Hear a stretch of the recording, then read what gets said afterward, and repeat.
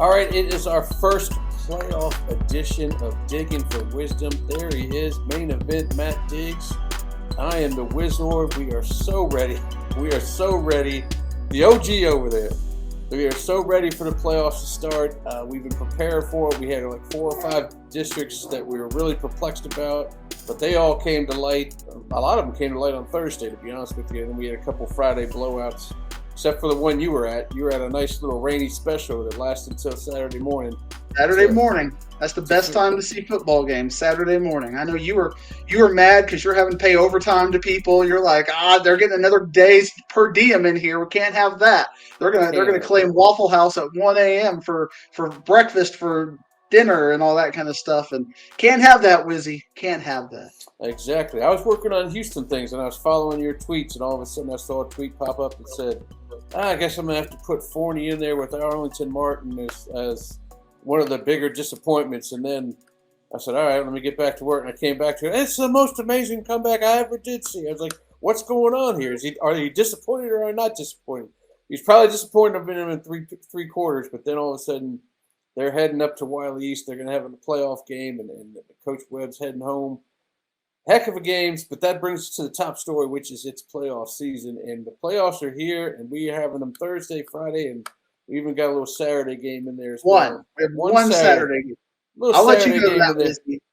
I'll go ahead and handle that. It's probably 1 o'clock all the way in North Crowley? No, you won't make it to that one. Not a chance in the head. But I'll go down there and catch it. Are you excited for the playoffs? I know you are. Yeah, you're excited for the first couple rounds. I'm a little sad because our favorite team, the DFW podcast favorite team, the Flower Mound Jaguars won't be in. I know, it's very not upsetting. Be part of it all. It's a little bit sad, but I know you enjoy it as a supervisor because it opens up more games I can go to and see. So you don't have to worry about the hypotheticals of what if Plainridge gets to the third round and how we're going to work all of our TV coverage around this, because we can't be favoritist to Diggs, but we got to cover all the games, and so you don't have to worry about that. So I know you're happy, but I'm a little bit sad. But we did get that playoff-like ending and that playoff-like feeling having that game at Allen. I mean, when you're basically winning in, don't win, you're out, kind of a thing. It's a playoff feeling. But your game, Wizzy, I mean, you had students storming the field. I mean, it was one of the crazier things you'd ever see over at McKinney, where Rock Hill overcame the odds, and McKinney did not overcome 4 turnovers and took care of business. It was quite the sight over there. 4 picks, and coach got himself a nice blue Gatorade bath as they doused him in the blue stuff. But yeah, it was a sad sight to see for McKinney because they were punching that ball in the running game, and as soon as they're like, you know what, I'm gonna go ahead and squeeze a pass play in there, and it never worked out for them. Every time they went away from the run game, and all heck broke loose, and Jaden, I forgot what his last name is already, Jaden Edwards, I want to say his last name. He's got a pick 6, then he got the ending interception in the end zone for Rock Hill to solidify themselves into the playoffs for the first time. It's 2 Prosper teams that got their first playoff bid. Granted, they're very new schools, but their first time ever going to the postseason. I'm pretty excited about that for them. It puts them. They both get home games too, right? And the old hat has to go on the road, and that's one of the bigger games. Man, I'm itching to get to the brackets. You want to get to the brackets? I mean, that is kind of funny, Ward, and you see that everywhere. We're going to talk about it when we do get into the brackets. But there are teams that we're going to. There's a team that we're going to talk about that's 0-10, and meanwhile, we've got teams like Melissa and Rockwall Heath and Arlington Seguin that didn't even make or not Arlington, but Mansfield Summit that didn't even make the playoffs. This is going to be a very bracket-based show. We're going to go old school. We're going to go ESPN 1980s, and we're going to go bracketology on you. And one of the things that I know a lot of people are watching, and it's something only we do, Ward. I think we're the only podcast, we're the only organization that does that, is we name these brackets. We give you a regional. So we're going to give 16 different teams actually, their own regional, and they're going to own that bracket. And even if they lose, we're going to call it that bracket. And we're going to kind of talk about it from 18 pods. Those 18 pods are going to give us 3 weeks, and that'll take us to the final 3 weeks where we'll have the last three rounds, and we'll kind of know what's going on. But Ward, one of the things I'm a little bit disappointed in is that this is really the haves and the have-nots this year. I mean, we're going to have some crazy first-round games, but there are some bracketology situations where teams Yeah. that aren't even ranked could go 3 or 4 rounds deep. Hmm. So it's a little bit of a crazy bracket this year, the way the teams in D1 and D2 fell. But with no further ado, let's break it down. Yeah, there's one bracket I'm thinking of specifically because I talked to their running back that should have been their running back, but he's hurt right now, Riley Wormy, last weekend, and it doesn't look like they're going to even sniff any kind of serious competition to like round 5. But we'll talk about that later. Let's talk about the first one, the North Crowley bracket. We've named it North Crowley because they look to be the soldier in this side of the bracket here. Talk about what you see in this deal. That's, by the way, that's the Saturday game we were talking about. The only Saturday game this week is North Crowley hosting Byron Nelson. But talk about what you see here. Who's going to give them any kind of run, if anything? Well, kind of talking about West Texas first, you can kind of see that Odessa Permian, we have a little bit of calibration with them because they did beat Plano, but they didn't beat Plano by a lot, and Plano didn't make the playoffs. So they're an okay team, but they're probably not going to be a major threat. I think the East Lake and Odessa Permian game, that's kind of a 50-50. But look at those middle two games, Ward. You've Yeah, got 4 top 10 teams playing each other in the first round of the playoffs, and whoever wins that game will be a big favorite to get to the third round. If you look at yes, who their other side of the bracket is. North Crowley and Byron Nelson. The question for me, I would say North Crowley is probably a 90-95% favorite. But remember that Lancaster game, Ward, and you remember Southlake, or not Southlake, but South Oak Cliff. It only took them a week or two to wake up in the playoffs. After their non-district or after their district schedule, they played really tough teams in non-district, and then they got to the district schedule. And that year against Mansfield Summit, they got tested. yeah, They needed that punt return to get in there. So I look at this and I'm worried about North Crowley. And are they a little bit asleep? Because Byron Nelson has been playing in a really, really good district where they've had games every single week to kind of keep them intrigued. Byron Nelson has gotten better as the season has gone on, and they've got some quality wins. Remember, they've had a lot of last minute wins. So North Crowley, Byron Nelson is interesting. By no means am I trying to spin a narrative, Ward, that Byron Nelson is going to pull an upset. But North Crowley, there are mitigating circumstances in this game, which make you have a little bit of room for pause, Ward. I think you have to think about it a little bit. Lake Highlands, South Grand Prairie. How many times have we seen this game? I think it's our 5th straight year. I don't know. That's it. They probably know each other more than the Pee Wee players that play each other down low in Lake Highlands growing up because they play each other every year in the playoffs. It's a Absolutely. yearly deal. But Coppell Prosper, this is a game I'm worried about for Coppell. I mean, I feel like Coppell, because I think about that Waxahachie game, Ward, and I look at Prosper, and Prosper is a better version of Waxahachie in what they want to do and how they want to do it. And Coppell, in about 3 or 4 games this year, has played only a half. Like, the first half they played close. I think of that Louisville game, I was like, Louisville's winning or something. And then all of a sudden in the second half, they kind of put things away. The Waxahachie game, they did the same thing.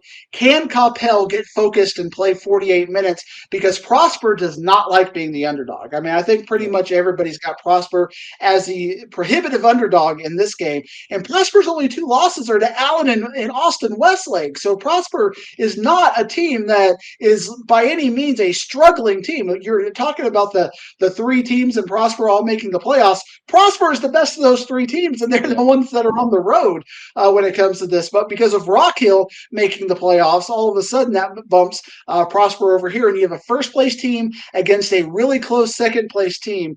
I'm going to go with Coppell in this game, Ward, but Prosper has enough tools. I would say this is 55-45. So we're just looking at Prosper needing 1 turnover, 1 special teams play.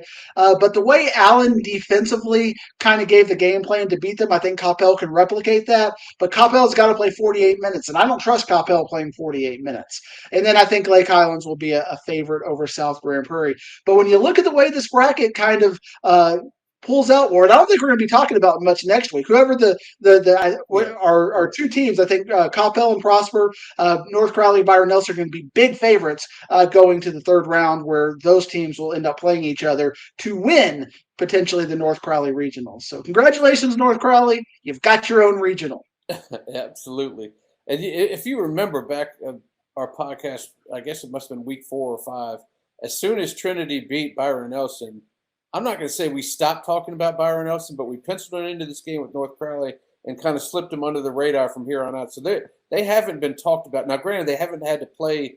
They'd already played Southlake Carroll, and then they played Trinity. So they played their big dogs already. So we had stopped talking about them. So if there's any team that's somehow sliding under the radar, despite having Leo Almanza and Bizjack out there throwing it around, it's Byron Nelson. But when you look at North Crowley, they're still thumping teams out. I mean, going into the Crowley game, I was thinking, okay, it's for a district title. We know they're going to win. You favored them by, I think, 4 touchdowns or 5. They won by like 6 or 7 touchdowns. They're a hungry team, and you know that they have. We talked about Quentin Gibson all year. We talked about Bray and Warren and out of the backfield. They're defensive studs. But it's this guy that's going to see how far they're going to get going here in the postseason. I think Chris Jimerson, who's been behind center there for, I don't know what it's been. This is the second year at least, maybe third, behind center. I think it's that guy that's going to be able to carry him maybe past that third game that we're talking about, whether it be Capel or Prosper. He's the one who's going to have to step it up either with his legs or his arm. And then you go down to the Capel Prosper game. There's no time for anybody to take it easy here. You got to be hungry right off the bat. I mean, Capel is there. You look at the stats offensively; it's been ridiculous. Edwin Griffin's thrown 38 touchdowns to 2 picks, and he's running the ball too. He's got you mentioned their 3-headed running attack, but I really like the way Amari Mbakwe has been playing out of those 3 as far as the running game, because you get overlooked when you have a dual threat like Eddie Griffin. He can make all the kinds of plays, but Mbakwe is going to be the dark horse, or whatever you want to say, the unsung player in that game against Prosper. It's a game that I'm going to be at. I'm going to make sure I'm going to get there the second half, because I think that'll be a good finish. And you can't sleep on Prosper's running game either with Anguiano, and obviously Brendan Inhofe has proven that he could pass the ball too. But it's those guys that get out on those jet sweeps and can bust it, and with those big offensive linemen there, man, that's going to be a fun game. And it's like you've said before, it's a game that you expect to see in the third, fourth round. Well, we get it right off the bat here. So this is going to be an interesting region. I don't mean to poo-poo over the Lake Highlands South Grand Prairie game, but like you said, we've seen this before. We've seen this game. We've seen it many times. Both of these teams, we're not going to learn much from this game because both of these teams played in districts that were a little bit down. We really didn't learn a lot about them during district play. Probably not going to learn about anything about the winner out of this game, too. We really won't know what it's like until they play. If they can prove they can play and beat a Capel or a Prosper, then I can talk about them a little bit more. Yeah, and you talked about Quentin Griffin, and one of the reasons why I like North Crowley and I like Capel is because they've got those big playmakers. Byron Nelson's got a couple on the defensive side of the ball, which that's going to push Griffin to have to be great. And I think that's where you talked about Jimerson. Jimerson's going to have those. Even if you got the Almanzas having good downfield coverage, that's when he's going to be able to run for 20 or 30 yards and just gash the middle of the field. So Byron Nelson, their front 7 are really going to have to step up, and that's North Crowley's strength is playing on that offensive line. And Capel, again, Eddie Griffin, he is a playmaker. Prosper's got a lot of good players, but they don't have that D1 skill player that you can rely on in big times that can make a big play for you. They got a lot of good, middle tier players, but again, you got to have when you're in a game against Capel, you got to have that one player you can just rely on, and I don't think Prosper's got that. Yeah, that's going to be tough for them. Let's move on to our second district, which is speaking about Prosper, we're calling it the Allen Regional because Allen is the big dog in this district, and this could be our game of the week. Allen versus Louisville looks like, I talked about it last week, that looks like teams that are marrying each other as far as how they play the ball offensively. Could be an interesting game. Could be a quick game if they keep it on the ground running. It could be a 2-hour game. Sorry, Wizzy. I'm having a phone call. It says James on it. It's from James here. James Harris from James Productions is. Yeah, you're not happy that this is not the Euless Trinity Regional? Oh man, hang up, man. Well, I'm doing a podcast right now, so you'll have to talk to Wizzy in your annual review about that. Let that go to voicemail. That's an issue we're going to have, Ward. I'm sorry. The boss has called in and does not like the name of this regional. What can we do? Let that go to voicemail is what we can do because I mean, I have watches that give me these kind of things that are important calls. You're on here, Wizzy. When I talked to you on my watch the other day, I don't know if you know that, but sometimes I don't have to talk on my watch on this thing. Unbelievable. But I got to take care of the important people, Ward. I got you. Answer those calls for sure. But we'll figure out who deserves the title when they're because I mean you'll tell me, but I think they're going to meet each other here in round 3, so we'll figure out for sure what happens then. Unless Louisville gets on. I'm not trying to put Coach Odo. Don't you call Diggsy up next and talk to him about it? But I'm saying if Allen doesn't want to be known as, I mean, if Trinity wants not to be Allen's district, then Allen's going to have to lose to Louisville, and I don't. That's going to be a tough one. We'll see what happens there. I mean, that one's again. To me, that's another 55-45 type game. It is a 55-45 game, and I feel like Louisville at their best is a slight favorite over Allen, but I've got trust issues, Ward. Louisville the last 3 weeks has been playing exactly like we've needed them to see. Well, like everything we've asked of them, they have accomplished in the last 3 weeks. But can they do it against a big team like Allen? But they already did it against a big team like Denton Guyer. So can they do it against a team like Allen? Because Allen, for me, is a little bit bereft of those playmakers as well. And I think Louisville has a really good matchup opportunity. If Louisville can limit the turnovers and stay within their lane, they have a really good chance to win. This game almost feels like last year flipped because last year you had Allen with a lot of young talent, a lot of unproven players. You had Louisville kind of a senior heavy team that was pretty confident. Now Allen is that senior heavy team, pretty confident, and you got Louisville who's very young, very hungry, and they got last year on their mind. That was a 20-19 game last year, Ward. I think it's going to be a very similar point margin, score margin in that 20s. I think Allen has to be considered the favorite. Obviously, I called it the Allen Regional, but it's not going to take much to flip this game at all because Allen just does not have that big playmaker. And Orangey, their big downfield threat for Allen, I just don't think that he is. I think Louisville has answers for him. The running game, like Mekhi Ellis, he is a special runner. So Louisville's got to be able to slow him down. But that is game of the week kind of material right there. And then Trinity, I think Mansfield's going to push Trinity a little bit because Mansfield's going to look a lot like what Trinity has already played in the Keller Timber Creeks and the Justin Northwest and that kind of middle tier teams. But Trinity should be a big favorite. But that you look up their Ward, Midland Legacy. We've had a chance to see them several times this year against teams in this area, and we know. We've already seen Trinity and Legacy. It feels like they're married when it comes to playoffs and regular season kind of games. Can they go shootout for shootout? I think Trinity has actually shown a little bit of progression in defense in the last couple of weeks. So I do like Trinity to make it to the end of this Allen Regional. But whoever wins Allen versus Louisville, when you look at that bottom half of that bracket, they should be a big favorite over Richardson or Haltom. I think Haltom is a little bit of a favorite over Richardson, but these two teams have to be looking at each other smiling because these are two programs that have struggled for years, that they're not playoff regulars, and both of them have legitimate chances to win a playoff game. Exactly. And Richardson's got one of those turnover players, a player that can turn a game, and Damian Crow, since they got him over here from Berkner, so that may give him a little advantage there. And I wish Mansfield played a little bit more defense. I saw him against Arlington Martin earlier in the season, and I don't even think I got out of the first quarter. It was 28-21. I was like, oh, brother, this is going to be – and that's the thing that's stuck in my head right now, thinking about the Trinity coming. If they can't stop Trinity, then, Van Cleve's going to have to throw all over the place. And what do you think about that when you say shootout after shootout? Can Trinity kind of withstand that thing? I know they have the speed to do it, but are they going to be able to go from a game in the 40s to a game in the 50s the next week, or a game in the 50s, a game in the 40s, and just keep going? Or is that their blueprint? They have no problem doing it.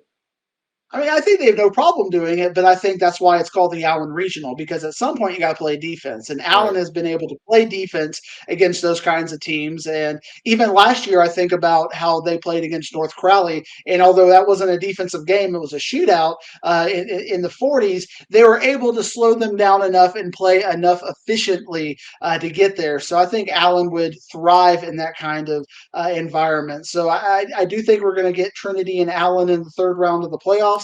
playoffs, but certainly Louisville is close enough to take this bracket over and get there as well. I would say whoever wins the Louisville-Allen game is the favorite to win this half of the region. But again, this is connected to the North Crowley regional, so I still think North Crowley is the regional favorite overall. Yeah. Louisville's game changer is Landon King, and so if Allen keeps that thing on the ground, maybe that neutralizes Landon King. He can't make any big plays. You have to do it in special teams if he does. All right, let's move on to the next one. Lower half, we got what else? The Duncanville region. You can't call it anything else but that. And Duncanville just waiting in the wings. They do this all season. They're only 9-0. What happened? Well, they don't need to play that 10th game because they're going to get 15 anyway. So they're all right. Don't worry about that. And they got a game against Temple at home first, battling off, and then I like the Saxe Rockwall game in this one. That one's kind of got a real Saxe look to me. Oh wait, I meant sexy. It's a sexy game, Saxe and Rockwall. But Rockwall's on a little downward spin here. They lost a couple in a row now. And then you got down in the Houston side of things. You got Woodlands against Aldi Nimitz, who had to win to get in. That's an easy win for the Woodlands. Klein Kane and Cy Ranch. It's actually going to be a pretty competitive game, but I believe that's a Klein Kane. Klein Kane and the Woodlands, just for those that don't pay much attention to Houston, are highly offensive teams. That game, when it happens, and it will happen, I don't think Cy Ranch is going to beat Klein Kane. It's going to be a game up in the 40s. That's an offensive person's dream. The Woodlands has a guy that sounds like somebody from one of those Mission Impossible movies. He's a quarterback named Jack Dalton. He's got a great name, and he can run, he can pass. Klein Kane has a great receiver named Maxwell Hendricks that can make. He's in the two biggest games. He had 4 touchdowns in both of those games. That's going to be an interesting game. I don't think either one has to. They have firepower, but they don't have enough against Duncanville when they get to that part. Talk to me about what you see at the top of this bracket. Yeah, the best game in this region is Saxe versus Rockwall. Rockwall has been kind of going downhill, but if you look at that Saxe game, the way they played Rowlett, and Coach Behrens was in the press box with me for the Forney and Rockwall Heath game, and he was very disappointed in his squad. I mean, they played bad, and I think that's got to be addressed because Rockwall is good enough if Saxe has that kind of a lethargic start. And when I saw Saxe, remember that game had like 7 turnovers between them and Wiley East in the first half. So Saxe has had a little bit of a case of the lethargics, and Rockwall is good enough to overcome that and score for score. But Rockwall's defense can't catch a cold, and they're not going to stop anybody. So I think Saxe is a favorite over Rockwall, which is crazy. I would have never said that at the beginning of the year. Duncanville is going to be a big favorite over them. And then you get Saxe and Duncanville potentially in the second round. Duncanville's obviously a big favorite in that game, but can Duncanville slow down Kalik Lockett? I mean, that's going to be a fun kind of just a matchup within the game. But I like Saxe and I like Duncanville up here, and I agree with you when it comes to the analytics about the Woodlands and Klein Kane. Yeah, the thing about Saxe is they really haven't got that. I don't think even 10 games hasn't got that chemistry going with Saxe and their young quarterback, or Lockett and their young quarterback. They just haven't. I mean, they've made big plays here and there. I think when they play Duncanville, that the Duncanville defense may end up scaring this quarterback into 2-3 turnovers, maybe even in the first half, and that could spell doom for him real quickly. But, Lockett makes plays in big time, so we'll see what happens in that one. All right, let's move on to our last Region 1, or our last 6A Division 1, Bridgeland? We calling it the Bridgeland Regional? You're going to give it to a Houston team? What's going on here, Diggsy? Talk to me. The way I did this was we only got 3 Metroplex teams. We got 5 non-Metroplex teams.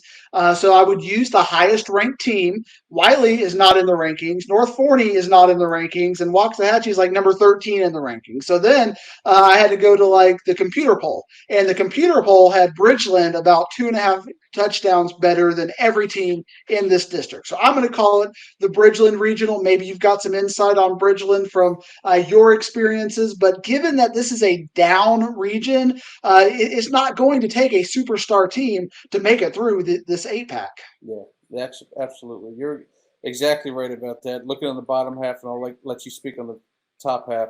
Bridgeland if they get past Klein Oak, then they'll definitely be in that final game. Conroe's good, but not good enough to.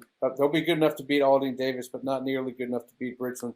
I hesitate on Bridgeland against Klein Oak only because Klein Oak has OU bound Cortland Guillory. He's a playmaker. In games that he makes plays, they win, but they come into this, I think, with 4 losses. They needed to wait it out till the last week of the season to even get in the playoffs. They had to win on Thursday night, and they did. Bridgeland's got 2 of the biggest offensive linemen out there. They think of Prosper, and that's what you got with Bridgeland. And they did throughout the whole year what you hate is go with 2 quarterbacks. But the last 2 weeks they settled on this guy Jet Lewis, and he's actually he's a good running, throwing quarterback. So they've settled down. Bridgeland's going to be the high favorite to go through it. I can see why you named the regional after him. Going back to the top, I kind of like Wax going through, to be honest with you. Yeah, Wax is a prohibitive favorite to get through these two. North Forney is going to be a big favorite over Wiley. Wiley has not been impressive in big games this year. Saxe, Wiley East, and then you go back to when they played Richardson Pierce. They were just, they came back in that game, but it was still not pretty in the first half. So I think North Forney with their offense is going to have a big game against Wiley. Waxahachie is a favorite because remember, we already saw Waco Midway play Mansfield earlier this year, and Mansfield already beat him. And that was a team that ended up third in that district. So Waxahachie should be a pretty big favorite over Waco Midway, even though they have to go on the road. And that's going to set up North Forney and Waxahachie. Legend Bay is obviously a special player. He's a difference maker. But you got that Waxahachie defensive line, which is one of the best defensive lines in the state, which is really going to slow down Legend Bay. And then who else is there for North Forney? And North Forney doesn't have any answers for that. So I do think Waxahachie is going to make it over to this third round game. And I think we're going to see Bridgeland, but I think Bridgeland just has too much overall talent and will end up winning the region, which is why I'm calling it the Bridgeland Regional. But Waxahachie should get there from the top half of the bracket. Absolutely. And it'll be a good experience for, if Wax could pull off a Cedar Hill and make it to the regional semifinal, regional final, excuse me, that they'll be just like it. And it'll be a great experience for that young quarterback, the junior quarterback to see that kind of success. Even just making it to this bracket final, this side of the bracket final would be enough for him to push through there. But should be interesting. You ready to move on to Division II? And the worst thing, Ward, is he's only a sophomore. He's not even a junior. We got him for 2 more years. If you ordered the bobblehead already for him next year, just put it off to 2026. I got to put it off because he's going to save yourself some money. He'll probably grow some facial hair by then. Dadgummit, I should have never ordered it. All right, let's move on to Division II. Now, we call this the Denton Guyer Regional, and that's probably because there's not any other big dogs in there that's even argumentably to put them in there as the name in the regional, because you were talking about a region where possibly we don't have the strongest of teams. This may be it. Yeah, I mean, it's more than it when you come to that. I mean, I'm looking at it in the second round, even maybe Midland getting a win in this, and they ended up 4th place in their district because it is not strong at all. You got, I think you're going to Midland beat Pebble Hills. You're going to have Crowley Northwest is probably the most interesting game of the bunch because Northwest kind of had the Azel syndrome where all of a sudden they were going into the world 6-0, feeling great about themselves, but they lost 4 straight. Ward. This reminds me of Plano a couple of years ago. Plano lost their last 4 games, but still lost their way into the playoffs because everything was kind of already their way, the way the schedule worked out. And then they got throttled by Prosper in the first round. Crowley got throttled last week against North Crowley, but at least they were playing North Crowley. So right now, because I think Justin Northwest is just in their head about the losing, I think Crowley is going to give them a 5th straight loss. So I think Crowley will make it to the second round. Denton Guyer is going to be a big favorite over McKinney. You saw McKinney. McKinney just is too turnover prone. And Guyer is turnover prone too. So we may see a 10 turnover over-under on that game. Richardson, Pierce, and Arlington, get your camcorder ready for this. Or get your, what do we call it? What do you call the big camera? Is there a bigger name for it than just camera? No, we call it video camera. Video camera. Yeah, we call it the big dog. By the way, trivia question for you, and maybe you know this more than I do. In North Texas, in what I call North Texas, don't start going all out to places that I don't cover from my story. In North Texas, is Scott Peach the longest tenured 6A coach now that Randy Allen's back down into 5A? I know I'm going to sit. I know I'm going to sit there and make you think the whole rest of this podcast, and you're going to leave it up to me to talk. But I thought about this the whole weekend. I was thinking maybe it's Scott Peets, Randy Allen, and maybe Bill Elliott down in 4A. No.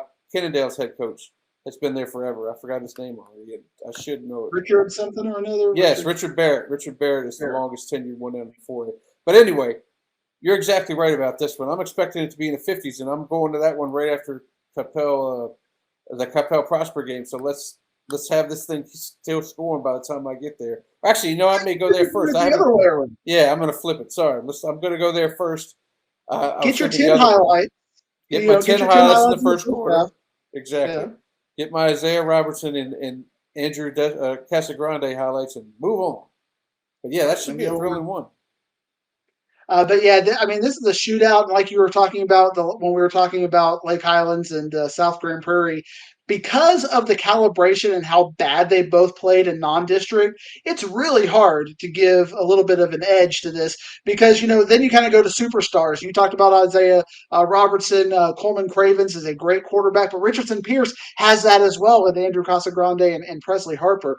I think, then I'm just going down to a granular level. I think I trust Presley Harper a little bit more than Coleman because, he's had these 400, 500-yard shootouts, whereas Arlington is more of a ground game, high scoring kind of a team. But we're getting 50 or 60 in this game. Oh, so absolutely. It's just a situation, who's going to have the ball last. So flip a coin on this. I'm going to tell you it's Richardson Pierce, but if I'm wrong, I'm like, what do you know? It's literally one of those 50-50 games. Denton Guyer is a big favorite. And when you look at this Ward, Denton Guyer, whoever it is out of this Richardson, Pierce, Arlington, they're going to be a favorite. And then you look at Crowley or Midland, they're going to be in favorite in that. So Denton Guyer, despite the fact that we've gloom and doomed on them, they lost to Louisville, they're looking at round 4. Yeah, exactly. And they don't have Prosper to deal with. Which is what we, going into last Thursday, we thought they would be in this side of the bracket, but they won't be there. McKinney, I saw week 1 and week 11, and nothing's changed as far as the quarterback situation goes, and how they're moving the ball, how their offense is going. So they can have as many Pettijohns as they want. It may not matter if they keep turning the ball over like they did Thursday night. All right, then you go down to the lower half. We just talked about the doom and gloom of Denton Guyer.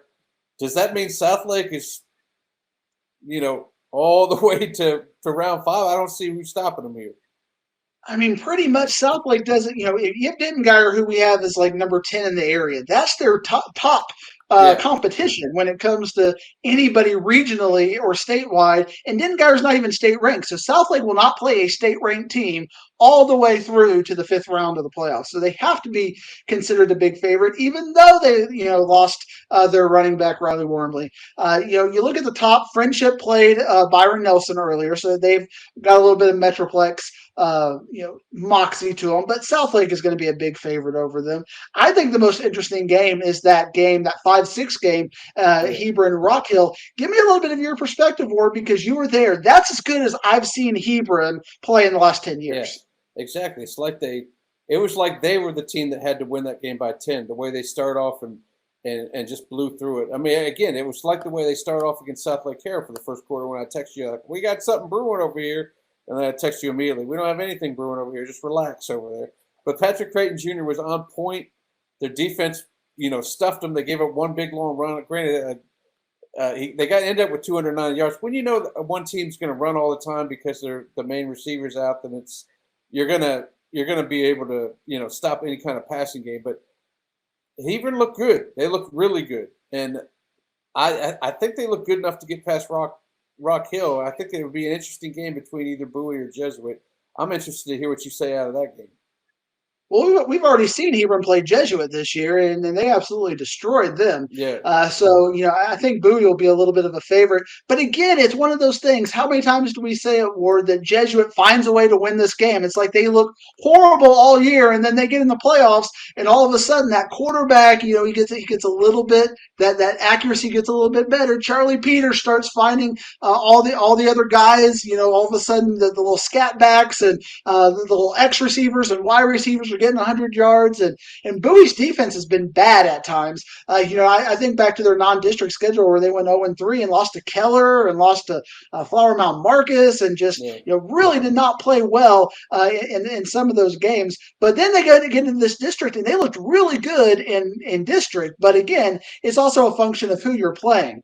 So I'm going to give Arlington Bowie just because your guy Bowers put up 300 yards on me. That's a story for a different day. I think they have too much talent and that Jesuit isn't going to be able to deal with. But I think Hebron then is a favorite to beat Rock Hill. I think Hebron's a favorite to get to the third round where he might get your rematch award, that Hebron Southlake part 2. And we'll see if they learn something from that first quarter, if they can go 48 instead of just 12. Exactly. I don't know if you'll get any text from me that way. Also, Rock Hill, remember that I don't know what you saw against Plano East, but against McKinney, they got outgained by almost 100 yards. They just got a lot of short fields there. So they really going to have to step up their offense. And like I said, Patrick Payton Jr.'s got a hold of that offense. He really seems to have control of it more than I saw a year ago, especially when I saw him play Marcus and give up that whole lead and lose in overtime. A year ago, now he's more of in control, more decisive. I like the way he's playing quarterback now. All right, isn't it a good moment to mention that Plano East did beat Rock Hill? I mean that's kind of what we're talking about with Rock Hill. They did beat Plano. They did beat McKinney to get in there. But it was and Plano East had 4 turnovers in that game, and they still beat Rock Hill in that game. So that's the recipe, because Rock Hill is a really good defense, and that is going to be something if they can generate those kind of turnovers. But it's going to be a game like that where Hebron will have a 3 or 4 turnover game on you too. That's definitely in their personality schema. But that's what's going to have to happen for Rock Hill to do that. If Hebron can just minimize turnovers down to 1 or 2 and let Creighton get the ball out to his playmakers, they should win that game, because Rock Hill does that 2-headed quarterback thing, Ward, and you can't win in the playoffs with 2 quarterbacks. We keep talking about it. Can't do that. Can't do it. By the way, congratulations to Legacy for making the postseason. And that's probably the good thing that we're going to say about them in this podcast. All right. The DeSoto regional. This is another obvious, like the Duncanville win. It's obvious why you call it the DeSoto regional, but it also comes about with that top matchup's really interesting to me. I'll have Teddy ball game at that one. Wiley East and Forney. Forney just squeezed in there, but they've proven they can put up points. Wiley East has got one of those, and Michael Henderson's got one of those game-changing type playmakers that can go both sides of the balls if you need him to. I don't think he even really needed to play defense at all against Saxony that one game. I think he played 2 or 3 times because I needed more on offense. But talk to me about what you say at the top half of this bracket, and I'll talk a little bit about the lower half. This is tough, Ward, because we had, and you even mentioned it briefly when you were talking about doing your Houston work. For me, Forney has been one of the biggest disappointments all year, but the talent is there.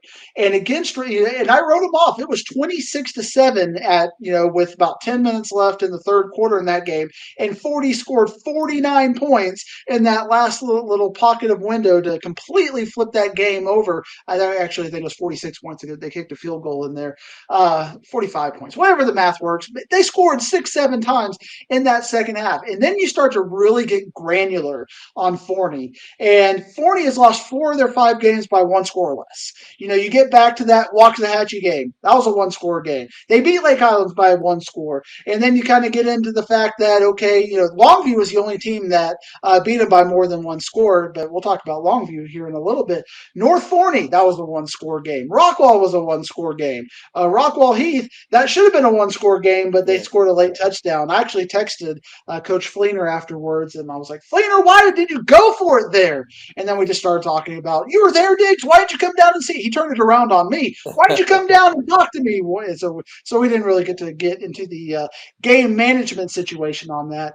But that's what Forney has done all year. But I saw for a half the potential in Forney that made them the number 10 team and to start out, and why I picked them number 1. If that Forney can play for 48 minutes, they're going to beat Wiley East, because Wiley East doesn't really have a signature win. And when they played Saxe, their chance to get a signature win, they didn't look great. And for me, they didn't even look great against Wiley. I don't know what level of confidence I'm going to need in my analytics on this, but Forney to me is a weird favorite, even though they're completely ranked under Wiley East. Forney at their best is better than Wiley East at their best. But we haven't seen Forney at their best hardly at all this year. and Wiley East isn't really built to come back, right? They're not a comeback team. So if Forney can not do the reverse of what they did at Rockwall, then it could be a long night up there at Wiley ISD. What about the DeSoto and Shoemaker? Shoemaker, did you have any shoe repairs that you need? Because I think that's what the Colleen school is going to be after this one. It's going to be a long night for Shoemaker, being last place in that district, and that's not a good district, Ward. I was talking about that on the Facebook group. That Central Texas district, we have two calibrations. We had Colleen Harker Heights. They played Midlothian earlier this year. Midlothian beat them. I mean, that's their district champion. Their undefeated district champion lost to Midlothian, a 5A Division I school that got killed by Cedar Hill, who didn't even make the playoffs in this district. So I mean, you can stack those two teams up and see that just about everybody in 11-6A would have probably won 12-6A if they were in it. Now they got to go to DeSoto. Yeah, that's that ain't happening, Ward. DeSoto loves to get these ones out on Thursday so they can get this thing over with and start concentrating on some DFW teams like they did a couple years ago with Pflugerville. Weiss gave them a little run in the first half, and then they got bombed out. But yeah, the thing that I worry about, gosh bless it, I got burnt by this last year. But I actually think, and other people think, I've heard other people say this as well, I think Willis is a better team this year than last year, even without Lagway. I think Jermaine Bishop, and it I believe I brought this up on the last year's podcast, their coach Trent Miller said he thinks Jermaine Bishop is a better player than Lagway. He was just a sophomore at the time. And he sure as hell proved it this year. He's an offensive and defensive player. He's got numerous picks. He returns punts. He does everything. He's been likened to Travis Hunter from Colorado. He does everything. They're not going to have any trouble with Spring, who used to be Trent Miller used to coach there before he went to Willis, so he's going up against his old team there.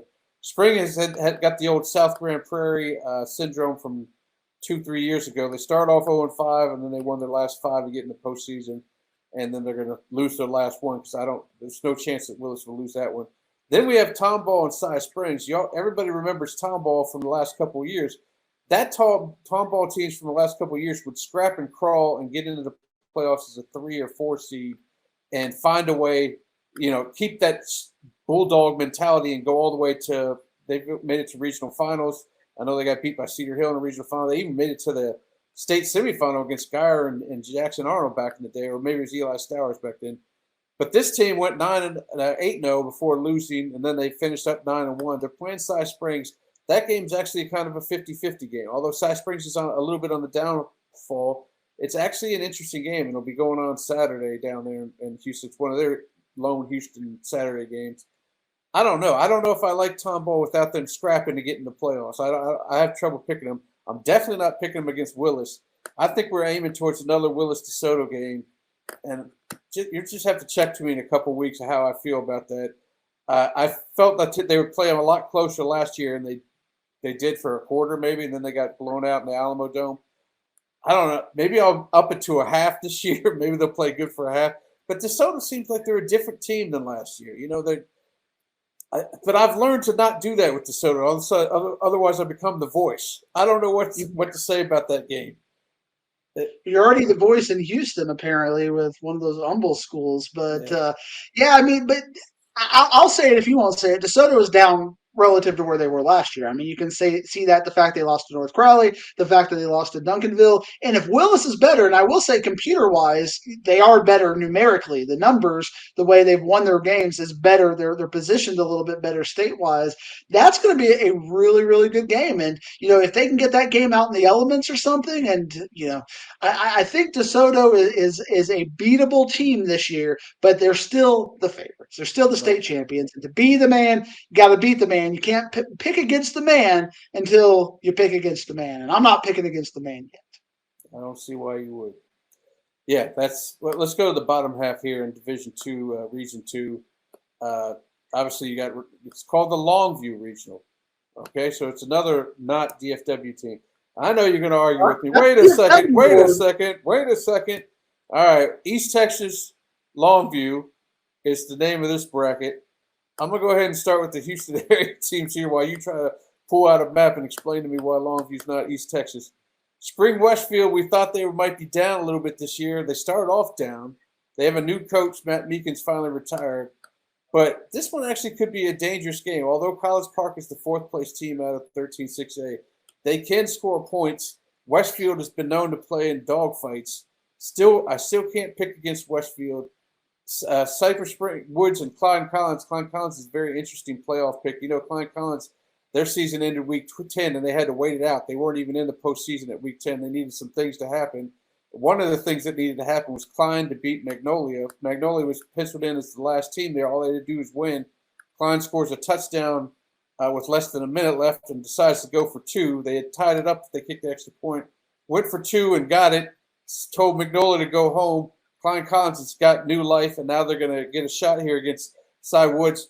I do a podcast in Houston. We haven't figured out Klein Collins through 10 games. We don't even know what you're going to see from week in and week out. So it's hard to gauge this game. But Cy Woods would be the favorite in this one. They get a home game here. They played Bridgeland tough. They actually led Bridgeland late in the game last week and before losing on the last touchdown in the last couple of minutes.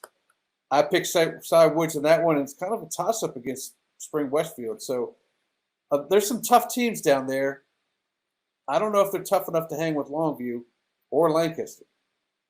Yeah, North Houston there, and then I saw, and because I don't do Houston at all, but I saw Step make a tweet about like Pasadena Adobe or something got a Hail Mary to lose by only 20, but they got in the playoffs because they got it down to a 20-point differential. What's going on in Houston? It was wild, and the funny thing is the announcers for that game, the poor guys, they did not do their research, and they had no clue what was going on. They're trying to figure out why this team is throwing a Hail Mary, or they're up by 14. Why are they throwing a Hail Mary? And then they got the Hail Mary, and they're just sitting there thinking they're running up the score, and they're about ready to start saying stuff like, this is despicable, until they see the Adobe players rushing the field, and then one guy was like, you know what, this might be a points-type situation. Yeah, that's what it was. They needed to win by 20, and it was they bumped Pearland Dawson out of it, but that's, you know, if we did a Region 3 report, which we're not, we'd talk about it. But we're not talking about it. We're talking about Naaman Forest. Not much to say about Naaman Forest, although they did. I did get the business from their head coach, who did not like the fact that we gave him the shovel earlier this year. But he deserved it. I deserve that kind of criticism, and I'm wrong like that. But Naaman Forest is going to be a big. Having to go to Longview too. Oh, that's just brutal. When have they ever played? Have they ever played each other? I wonder if they've ever played each other. We've seen Garland, Longview close enough. I'm sure they played each other once. I know Naaman played Tyler Legacy a couple of years ago, so surely they've come across each other in playoffs. That game would be 49-0 at halftime. Longview has no issue with that. Lancaster is one of those weird teams because they've been kind of, they're 4-6. So I mean, but every team they've lost to is in the playoffs and is a team that could potentially go 3 rounds. Even Hebron, that's the one game that Hebron looked really good at, which is kind of why Hebron built their pedigree on that game. That was a 1-point game. They gave North Crowley their best game. Harker Heights lost to Midlothian. I think Lancaster, as long as they stay focused and keep the turnovers to a minimum, should go down to Harker Heights and beat them. Remember last year, Ward, Longview Lancaster in the second round, where Lancaster had their kind of a decade-defining win, beating Longview, even though Taylor Tatum wasn't there. So that will be a rematch I know both teams are looking forward to having if they can get there. But Longview right now, just with their defense, has to be considered a favorite throughout the region. Yeah, I was going to say probably a favorite throughout this whole bracket here. Yeah, it'd be interesting to see Longview and Lancaster get back together. Only had a couple months apart, but see if they can get back together and battle it out again. All right, let's go to 5A. 5A, Region 1, and we're going to talk, as soon as I get my mouse to work here, we're going to talk. I don't know if I ever am going to get it work. Here we go. There it is. The Denton Ryan bracket. All this crap you've been giving Denton Ryan for 2 years now, and you give them their own regional. All right, Diggsy, talk about it. Look at how this bracket just breaks out. I mean, you have El Paso Bel Air, who is 0-10, Ward. I'm having some Twitter fights over that kind of stuff right now. People defending that. They're in a 14 district, so they didn't win a game at all, and they are 0-10. And it just seems a travesty that Melissa and some of these other teams have did not make the playoffs, but we're looking at 0-10 El Paso Bel Air that's got to go to Lubbock and just lose by 70. I don't like it, but the bracket is really breaking out where Richland and Denton Ryan almost look inevitable for Yeah. a regional semifinal rematch, and both of them avoid Aledo. But then, as we're going to talk about on the other half of the bracket, Aledo has nobody. They're pretty much clear, like Southlake. They're pretty much clear sailing through the fourth round. Richland's going to be a big favorite over Arlington Heights. Denton Ryan's going to be a big favorite over Pascal. Lubbock Monterey is going to be a big favorite. Lubbock Monterey, Denton Ryan. Lubbock Monterey's not bad, so that's a team that I think has the potential to give Denton Ryan a little bit of a tussle. Might be an Abilene game, and Amarillo I think is going to be a favorite, even though El Dorado won that district. I think everybody in District 2 was like 4-2 or 4-5-2. It was a weird district where a lot of parity existed. So it's not going to surprise me to see Amarillo beat El Paso El Dorado. But every now and then an El Paso school gets a big win and surprises us. But this just looks like a collision course for Richland Denton Ryan Part 2. And what do you think about Richland Denton Ryan Part 2? Denton Ryan beat him bad enough to where just the matchups, Richland, and I said it at the time on the podcast, Richland matches up better against Aledo than they Yeah. do against Denton Ryan. And I think that's just a bad, I think they would have rather played Aledo in a rematch than having to They would have rather finish fourth. I think you mentioned that last week too. They would have rather just take one on the chin to Azle so they can go down that side. But it didn't happen, so they're going to have to do what they have to do here. Won by 30 instead. Shame on them. The Aledo Regional. Now let me look at this thing. Yeah, that's a pretty much no-brainer. I don't think I'll have a camera at Aledo Chisholm Trail, Aledo Parkland or Abilene, or Aledo Azle, or Saginaw, or Tascosa, or whoever. Talk to me about this bracket. Could somebody do anything to Aledo to at least keep it within 3 scores, or no? Abilene is probably, every now and then you get these West Texas games, and Abilene is probably they're blue blood enough to where they're not going to go in the game, scared of Aledo. This is where Lubbock Cooper always seemed to give them a tussle either in the second or third round when they would play. But you look at the way this bracket is breaking out, and Tascosa could end up getting to the third round, even though that they had to have a kind of a weird, wonky way to win their way into the playoffs and get to that third seed. But like I said, everybody in District 2 has been competitive with each other. So Aledo, I think, is going to have to go through Abilene and probably going to have to go through Tascosa. The best game in this is going to be Azle versus Saginaw.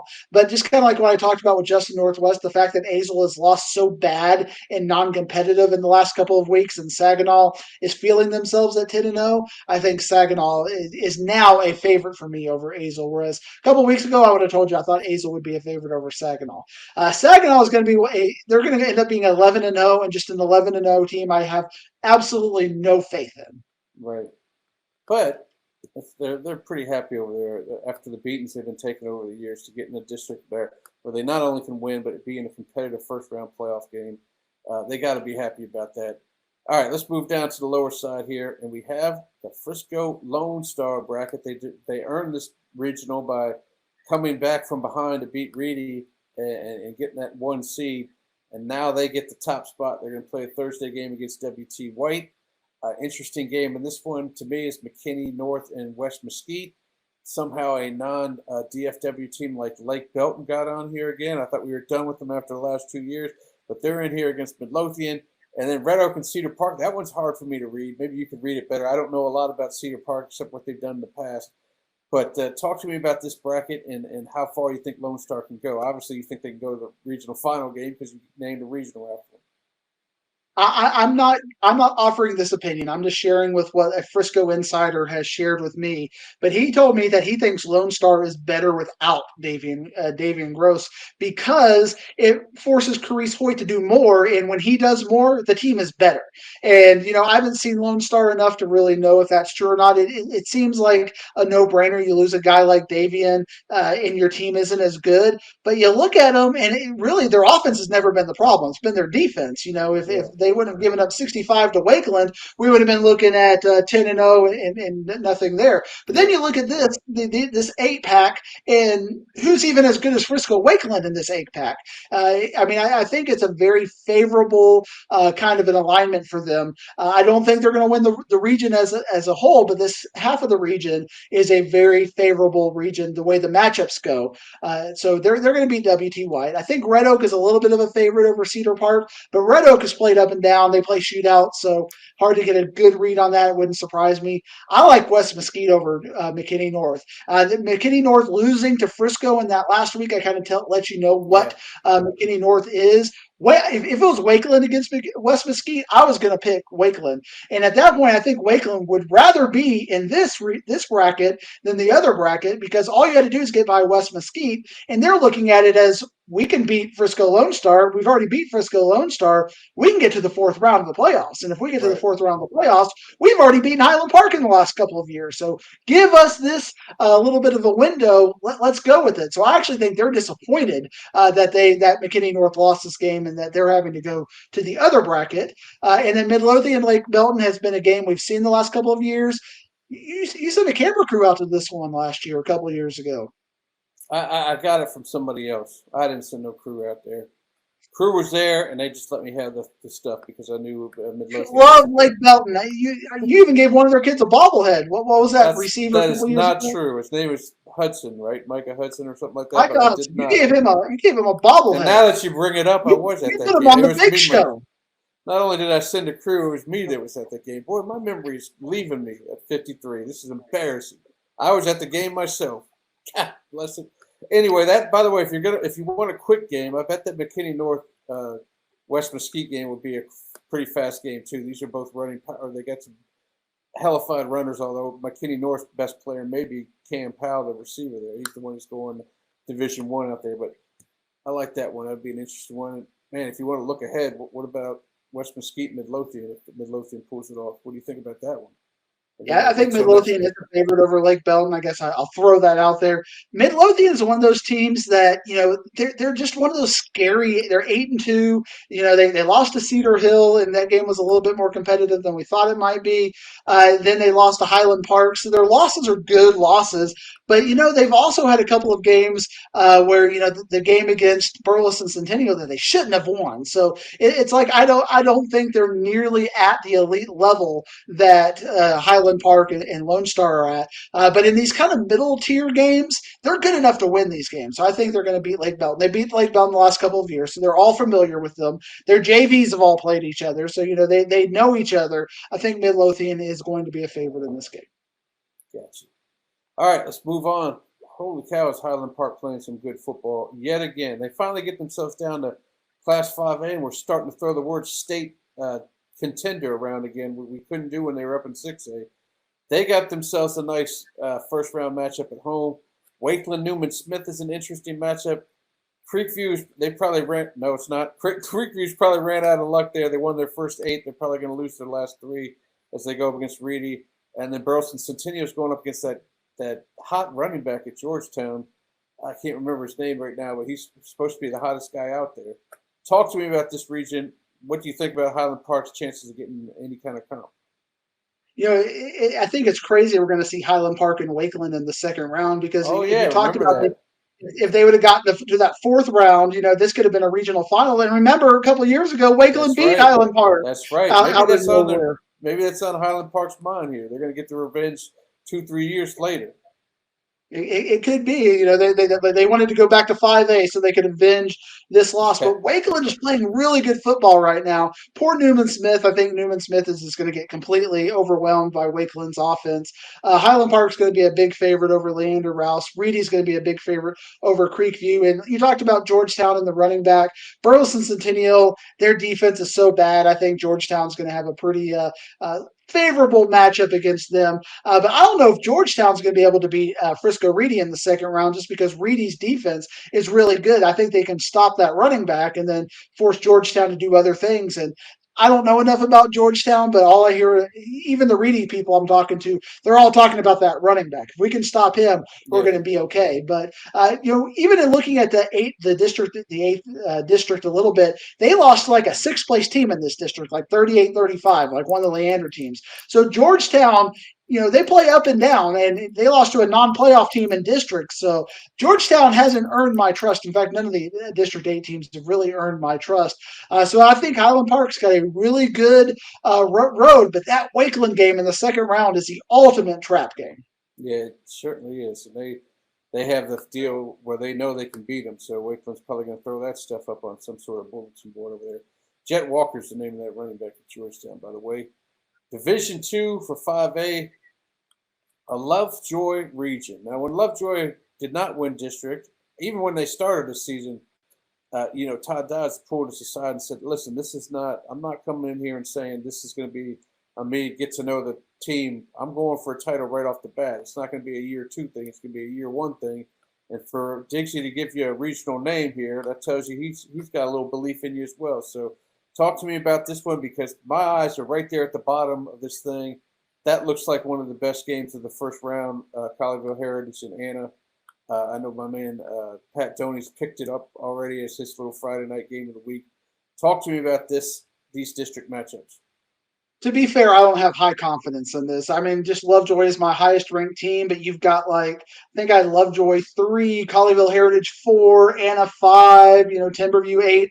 I mean, there's some very densely packed teams. So it wouldn't surprise me if any of those 4 teams ended up winning the regional. Lovejoy just got the name just because they're a little bit ahead in my rankings right now.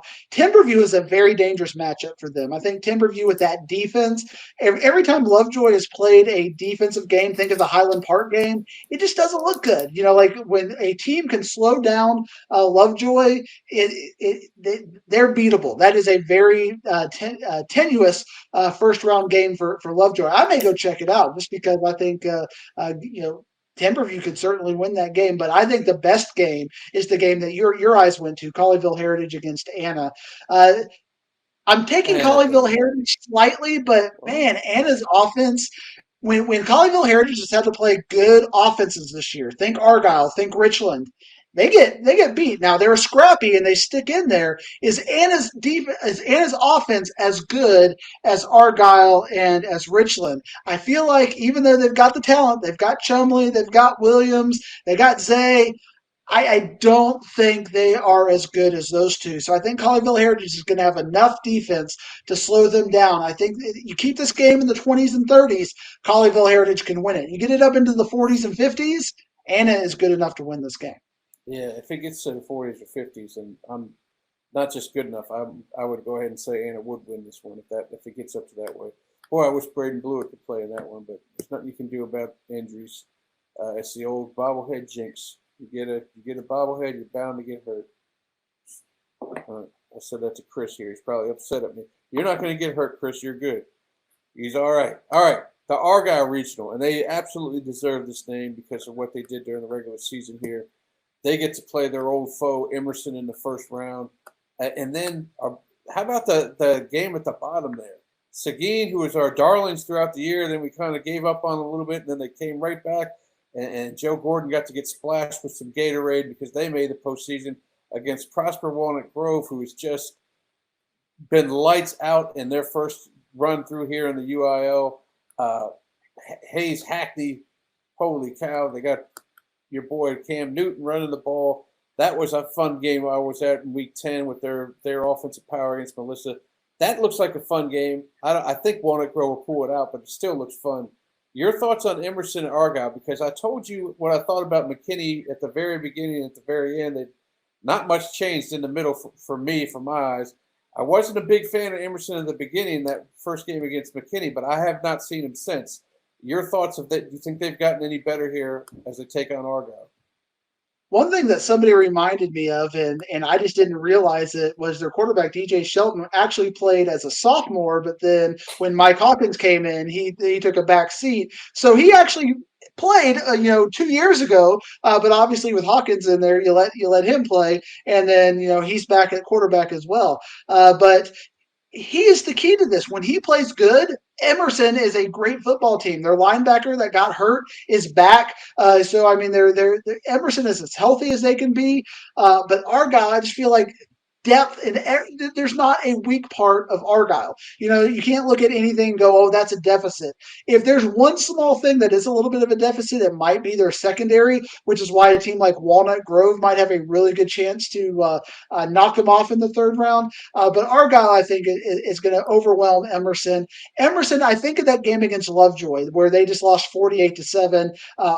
Argyle looks like Lovejoy. They play very similar kind of a game, and they have similar kind of athletes. So I think Argyle is going to take care of business. One kind of a thing that I would kind of give you about Arlington Seguin that kind of is like, well, Walnut Grove has never played. They've never been here before, but neither is really Arlington Seguin. No. I mean, Arlington Seguin didn't make the playoffs last year. This is not a playoff heavy team as well. So these are kind of two newcomers to the block.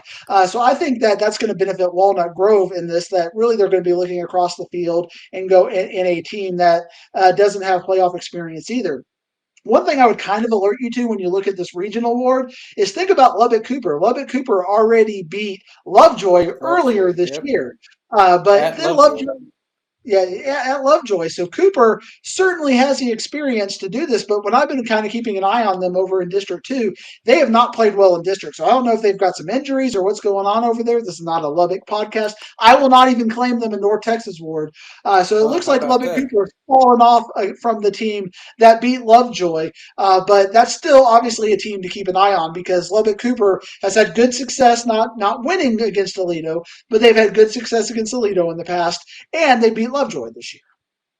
Yeah, if I wait long enough, you'll claim Bernie as North Texas. Unbelievable, this Diggsy guy. He's crazy. The team down in San Antonio. Champion because I like Goldberg. You like champions too. All right, let's move on to the South Oak Cliff Regional. And boy, I wonder what you would have done if P&G finished second. Would you still call it the South Oak Cliff Regional? You probably would have. I mean, they are the heavy favorite in this deal. Yeah, Midlothian Heritage has kind of turned it on a little bit since they got into district play, but we've mentioned this before. We don't really know what they're. Is it a product of their district, or are they really turned it a corner here? I can tell you about the two Houston teams. Huntsville is a scary team. That's going to be a scary team when they play South Oak Cliff. That when they play to what they have on paper, they can play with South Oak Cliff. Now, if they play like they do against some of these teams like Montgomery down the bottom where they lost to them. They also lost to P&G, but that was just when the field goal went off it was a doinker. Otherwise, they win that game, and who knows where they fall in this bracket. But they could play South Oak Cliff tough, and they probably will. Especially they're not going to get a home cooking here. They'll probably be out in, I don't know where they play that game. Wherever the midway point is, somewhere in Waco or somewhere. I don't know. Talk to us about how Seagoville got into the playoffs, and then any thoughts on Midlothian Heritage maybe going 2-3 rounds deep here? Yeah, we're going to have some blowouts here in the first week. Unfortunately, Huntsville's going to be a big favorite over White House. South Oak Cliff's going to be a big favorite over Terrell.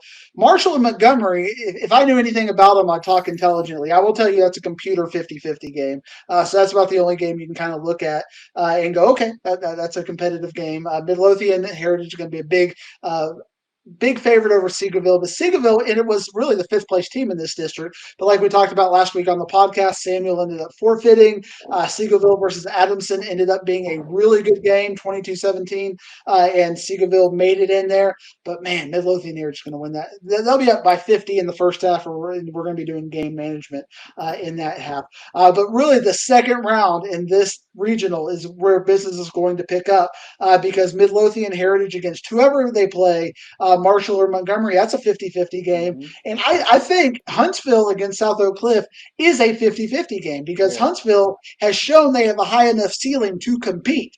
Now, do they have the intangibles? Remember, Huntsville was your boy Steps' regional winner. I mean, so this is a team that is vetted, that has the athletes to potentially make history. Can they? South Oak Cliff hasn't played anybody in 6 weeks. So can they get back to that kind of element? Whereas remember, South Oak Cliff went to Longview and beat them. So South Oak Cliff has shown a very high ceiling. and they can travel, but can they do it 7 weeks later? What do things look like 7 weeks later? We know they're relatively healthy, so that's absolutely a game to keep an eye on in the second round. Call Bally's now.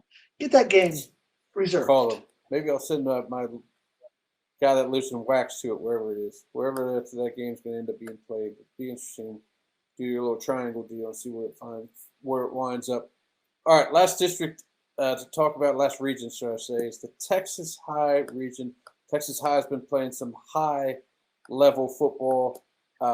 They're taking on Nederland, and we have for the DFW teams, we got Woodrow Wilson and Crandall, Hillcrest and Kaufman. We don't have any much faith in them going deep in there. But it's interesting you call it the P&G bracket because P&G is the defending reigning champions. Reigning and defending champions. Talk a little bit about how that district unfolded, because this is not how I expected it to be. But 4 strong, and all of a sudden, Nederland goes from potentially winning this district to a road trip to Texarkana in week 1. Yeah, we weren't even. Yeah, exactly. That talk about a change in fortunes because Nederland. First of all, I think they were shocked when they were sitting there at 8-0. They had pulled off that win over Huntsville. Like, oh man, maybe we got something special here. And then they ended up losing it 2, and now they're on the bus trip from hell to Texas High to try to play this team. It just tells you how close that whole district was this year. The top 5 actually, Lake Creek, we didn't make it. They were 1-point losers to PNG. They got stomped out by Montgomery, but that was a rivalry game. You gotta know something crazy was going to happen in that one. But they didn't even make the postseason. But here's Nederland, and like you said, in a full swoop in 2 weeks, they went from feeling really good about themselves to now, they would have been down there where PNG is and playing Hallsville and then having Kaufman next. Now they're going, they're going to have to watch 2 movies on the bus to get up to Texas High, and who knows what's going to happen there. And then they take on, they would have, if they won, which they're not going to, I don't think. I think Texas High wins this one. I've kind of lost faith in them. They kind of starting to remind me of Creekview. You win your first 8 and then you lose your last 3. That's what I'm getting a feeling of with this squad. Yeah, Texas High. Remember, this is a team that beat Argyle of Liberty Christian pretty handily. I mean, this is a team that's been taking on all comers. Coach Stanford over there, former Marcus guy, so I know he understands how to play and win these kinds of games, and they are absolutely loaded. Statewide, this is one of the best games in the state. I know these are outside of our our regional areas. Do you consider Nederland a Houston area team? I do, just barely. We don't shoot them, but we will if there's like 3 teams left in Houston because they're just there on that edge. But go ahead. I don't know if they're close enough to Beaumont. We've had our Beaumont discussions where you're like, let the Beaumont media cover them and then have to yell at you about what is a camera at the end of the day. Because we got Sherman cameras and we're still going to go cover Anna, just can't worry about cameras, Ward. But Crandall's going to be a big favorite over Woodrow Wilson. I like Texas High over Nederland, but that's just because of my faith in Jerry and the coaching staff over there at Texas High. Kaufman should be a big favorite over Hillcrest, and Port Neches Grove should be a big favorite over Hallsville. P&G should make it to the 3rd round of the playoffs, and I think we're going to see them against Texas High. So they can earn it back. They can prove why it should have been their regional. But right now, they're a 2-touchdown computer favorite underdog to Texas High, the way the computer calibrates. And the fact that they've lost a couple of, the fact they lost a district game and had a couple other games that they could and should have lost. I just don't feel that P&G has earned that aura. Whereas you got Southlake Cliff, they go over and they lose to North Shore on the road, but they have a quality win going to 6A Longview and winning in Longview. What's P&G's quality win? There is no big quality outside of the district. I mean, I don't think they have one. No, not outside of the district for sure. Yeah, that's a good point. And we've gone through the brackets. We'll talk more a little for you here in a second. But to talk about 5A Division II, the team, there is a team in Houston that you guys need to keep an eye on as far as state title contender. It's a relatively new school, Richmond Randall down there, which is Region 3 in 5A Division II. I have a couple teams that in the lower classifications, and I count 5A Division II and lower, ones where I kind of pick favorites and kind of follow them through. Richmond Randall is a team. Columbus in 3A Division One. Salina in 4A Division One. Although I'm really looking forward to a Salina Stephenville headbutt there in the state semis. But Richmond Randall has one of the best running backs I've ever seen. The guy's amazing. He's just a sophomore. Landon Williams Callis always got all the recruiters after him already. New school, they wear all black, so you know that it's another one of those deals. You know, the baddest people wear all black. Choom, I see him going. He's lightning in a bottle. So we'll see if they can make it to the state final and play, maybe go up against Sock, and that would be a pretty sweet game if that happened. You have any quick pointers about 4A or 3A? Because we can't go. We don't have time to go through all those brackets. We will in the next couple of weeks, but not right now. Yeah, well, we'll go small school. I think, like you said, we're just kind of in 4A Division One. We're just kind of looking for Stephenville and Salina to get there. Stephenville in their region, in Region One, it's horrible. I mean, there's only like 4 and 5 team districts, and I mean, there's just nobody up there outside of their own district who they've already beaten handily. That I think Stephenville's got a pretty clear path to the 5th round of the playoffs. Salina's gonna have to work at it because there's a lot of good teams in that region. You got Alvarado, you got Kennedale, even though Kennedale's a little bit down relative to them. You got Panther Creek, who looks like they're getting better, to go to Sulphur Springs and win by 3 scores. Wow. Maybe they figured it out a little bit. They've had so many of these close games, and you see that every now and then, where kind of like Anna last year. Anna caught fire at the right time and ended up taking that to a state championship. So I think Salina is a favorite in that. There's going to be some really good games in 7 versus 8 this week. Over in 4A Division 2, I think we're going to be waiting for a Brock and Graham rematch, but we already saw what happened in Brock and Graham round 1. And in 3A Division 2, I think one thing is that Gunter looks better than everybody else, but I think they've dropped off enough and everybody else has kind of gotten closer to where it's not a no-brainer. I think they're going to have to win some 7 and 14-point games as opposed to they're just winning everything by 5 and 6 touchdowns. Holiday is a team that's looking really good, that they've played each other several times over the last few years, kind of like Canadian and Gunter have played each other. So I think Holiday is going to be much more competitive with Gunter than they have in the past. Yeah, it's going to be a fun road, man. We're starting that 6-week journey this week, Thursday night. We got a bunch of games Thursday, man. Go out to a Thursday, go out to a Friday game. You only have one to go out to on Saturday. Go to that one. Go down to Crowley and pack that thing. I guess we got to finish out this fantasy deal real quick.